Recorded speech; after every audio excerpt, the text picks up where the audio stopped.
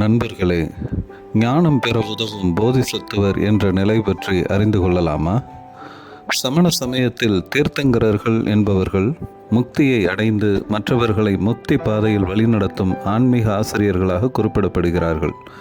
தீர்த்தங்கரர் என்ற சொல் முடிவற்ற பிறப்பு மற்றும் இறப்புகளாகிய சம்சார கடலை கடந்து செல்வதற்கான ஒரு கடக்கும் பாதையாக தீர்த்தத்தை நிறுவியவரை குறிக்கிறது.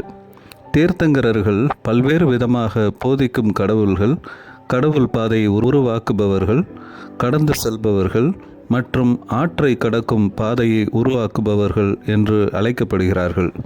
அவர்கள் உலக ஆசைகளையும் பற்றுகளையும் வென்றதால் எல்லா நாட்டங்களையும் வென்றவர்கள் என்ற பொருளில் ஜீனர் என்றும் அழைக்கப்படுகிறார்கள். தீர்த்தங்கரர் என்ற சொல் தீர்த்தம் எனப்படும் புனிதமான நீர்க்கடவுள் மற்றும் உலக இருப்பின் சுழற்சி எனப்படும் சம்சாரம் ஆகியவற்றிலிருந்து பெறப்பட்டது. தீர்த்தங்கரர் என்பவர் சம்சாரத்தை கடந்து கேவல ஞானம் எனப்படும் முழுமையான அறிவை அடைந்தவர் ஆவார். சமண தீர்த்தங்கரர் தெய்வீக அவதாரம் அல்ல. அவர் ஒரு சாதாரண ஆன்மா. மனிதனாக பிறந்து கடுமையான தவம், உள் அமைதி மற்றும் ஆழ்ந்த தியானத்தின் மூலம் தீர்த்தங்கரர் நிலையை அடைகிறார். ஒரு தீர்த்தங்கரரின் நிலை தெய்வீக தலையீட்டினால் அல்லாமல் சுய முயற்சியால் அடையப்பட்ட ஆன்மாவின் மிக உயர்ந்த தூய்மையான நிலையை குறிக்கிறது. பர்சுவநாதர் பொது காலத்திற்கு முன்பாக 8ஆம் நூற்றாண்டு மற்றும் மகாவீரர் பொது காலத்திற்கு முன்பாக 6ஆம் நூற்றாண்டு ஆகியோரை வரலாற்று நபர்களாக ஏற்றுக்கொள்கிறது. 23வது தீர்த்தங்கரரான பர்சுவநாதர் 4 மடங்கு கட்டுப்பாட்டை, அதாவது சதுர்யாம தர்மம் போதித்த ஒரு முன்னோடியாக கருதப்படுகிறார். மகாவீரர் ஒரு சீர்திருத்தவாதியாகவும் சமண சிந்தனையின் இறுதி ஒழுங்குபடுத்துபவராகவும் கருதப்படுகிறார். இவர் பர்சுவநாதரின் போதனைகளின் அடிப்படையில் சமண, துறவற மற்றும் இல்லற சமூகத்தை மீண்டும் நிறுவினார். குறிப்பாக பிரம்மச்சரியத்தை 5வது பெரும் சபதமாக சேர்த்தார். கல்பசூத்திரம் போன்ற நூல்கள் அவர்களின் வாழ்க்கையை விவரிக்கின்றன. அவை ஒரு குறிப்பிட்ட வடிவத்தை பின்பற்றுகின்றன. அரச குடும்பத்தில் பிறப்பு, ஒரு காலகட்டத்தில் உலக வாழ்க்கை, உலகை துறத்தல், சர்வ ஞானத்திற்கு வழிவகுக்கும் ஒரு காலகட்ட துறவரம், இறுதியாக இறுதி முக்தி, அதாவது நிர்வாணம் ஆகியவையே அந்த படிநிலையாகும். முதல் தீர்த்தங்கரரான ரிஷபநாதர் அல்லது ஆதிநாதர் ஒரு தனித்துவமான இடத்தை பெற்றுள்ளார். மனித நாகரிகத்தை நிறுவியவராகவும் விவசாயம், சட்டம் மற்றும் சமூக ஒழுங்கை கற்பித்தவராகவும் அவர் இந்த மரபில் போற்றப்படுகிறார்.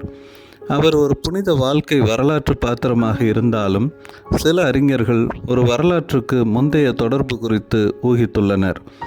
சிந்து சமவெளி நாகரிகத்தின், அதாவது பொது காலத்திற்கு முன்பாக 3300 1300க்கு இடைப்பட்ட காலத்தில் கிடைக்கப்பெற்ற முத்திரைகளில் காணப்படும் நிர்வாண நிலையில் நிற்கும் உருவங்களையும் முக்கிய காலை சின்னத்தையும் நிரூபிக்கப்படாத சான்றுகளாக இருந்தாலும் ஒரு ஆதி சமண அல்லது ஆதி ரிஷப வழிபாட்டின் சாத்தியமான சான்றுகளாக அவர்கள் சுட்டிக்காட்டுகின்றனர்.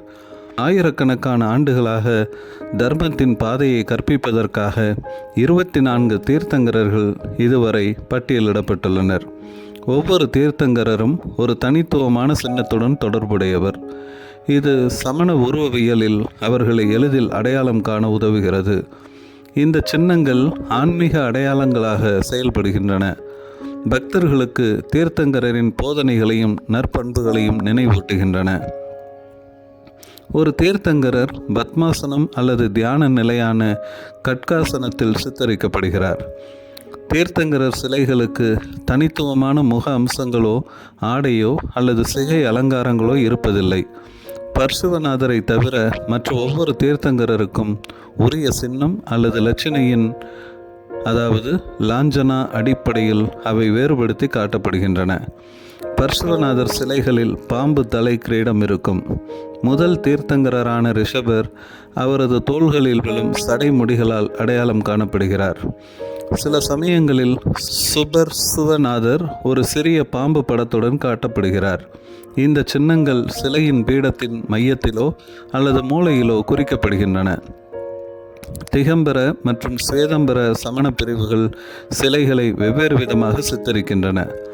திகம்பர சிலைகள் எந்தவித ஆபரணங்களும் இல்லாமல் நிர்வாணமாக இருக்கும். அதே சமயம் ஸ்வேதம்பர சிலைகள் ஆடையுடனும் தற்காலிக ஆபரணங்களாலும் அலங்கரிக்கப்படும். சிலைகளின் மார்பில் ஸ்ரீவத்சமும் நெற்றியில் திலகமும் பெரும்பாலும் குறிக்கப்பட்டிருக்கும்.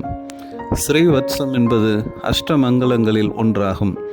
இது சில சமயங்களில் லில்லி மலர், ஒரு முடிவற்ற முடிச்சு, ஒரு மலர் அல்லது வைர வடிவிலான சின்னத்தைப் போல தோற்றமளிக்கும்.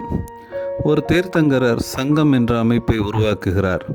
இது ஆண் மற்றும் பெண் துறவிகள், சிராவகர்கள் என்ற ஆண் பின்பற்றுபவர்கள் மற்றும் சிராவிகைகள் என்ற பெண் பின்பற்றுபவர்கள் ஆகியோரை கொண்ட ஒரு 4 மடங்கு அமைப்பாகும். தீர்த்தங்கரரின் போதனைகளை சமண ஆகமங்களுக்கு அடிப்படையாக அமைகின்றன. தீர்த்தங்கரரின் உள்ளறிவு ஒவ்வொரு வகையிலும் பரிபூரணமானது மற்றும் ஒத்ததாக கருதப்படுகிறது. மேலும் அவர்களின் போதனைகளில் எந்த முரண்பாடுகளும் இல்லை. சமணர்கள் தீர்த்தங்கரர்களை ஆவணப்படுத்தி வழிபடுகையில் அவர்களின் அருள் சமய வேற்றுமை பாராமல் அனைத்து உயிரினங்களுக்கும் கிடைக்கும் என்று கூறப்படுவதால் இன்றைக்கும் உயர்வான சமயமாக மதிக்கப்படுகிறது. நன்றி. தொடர்ந்து இணைந்திருப்போம். புதிய காணொளிகளை பெற லைக் பண்ணுங்கள், ஷேர் பண்ணுங்கள், சப்ஸ்கிரைப் பண்ணுங்கள்.